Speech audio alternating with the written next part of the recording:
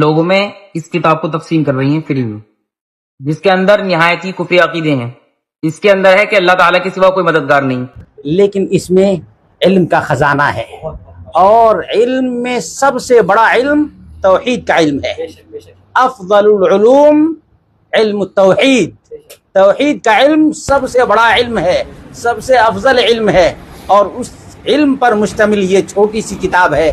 چند منٹوں میں اس کتاب کو آپ مکمل کر سکتے ہیں، لیکن اس میں آپ کو ایمان کی حلاوت، ایمان کی شیرینی اور ایمان کی مٹھاس ملے گی۔ آپ کو یقین آئے گا کہ اللہ رب العالمین نے جس راستے کو ہمارے لیے چن لیا ہے، یہ اللہ رب العالمین تک پہنچنے کی راہ ہے۔ ان کو کفر قرآن اور حدیث دکھ رہا، نعوذ باللہ 35 آیتیں ان کو کفر دکھ رہا، 55 حدیثیں ان کو کفر دکھ رہا۔ اس میں قرآن اور حدیث، اس میں اور ایک چیز، کمال کی چیز یہ ہے کہ ان کا اپنا امام کا عقیدہ بھی بتایا گیا ہے توحید کے متعلق۔ ارے اگر اس میں کفر ہے تو تمہارا امام تمہارا امام کیا کفری عقیدہ رکھتا؟ تم تو امام کو بھی عقیدے میں چھوڑے ہوئے اشعری ماتوریدی ہے تم۔ اور اسی طریقے سے جو تم جس کو سب سے بڑا پیرانے پیر سمجھتے ہیں شیخ عبد القادر جیلانی کو، اس کا عقیدہ توحید کے متعلق لکھا ہوا ہے۔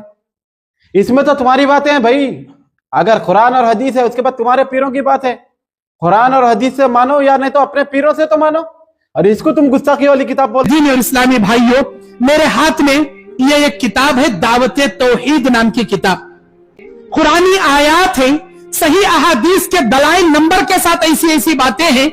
اگر آپ کے خاندان میں کوئی کلمہ پڑھنے کے باوجود بھی درگاہوں پہ، مزاروں پہ، زندہ یا مردہ پیروں کے پاس سجدے کرتے ہوئے شرک و بدعات میں ملوث ہے، تو اس کی اصلاح کرنے کے لیے جو مشن آپ کو چاہیے، جو دعوتی ہتھیار آپ کو چاہیے، وہ سارے دعوتی ہتھیار اس کے اندر موجود ہیں۔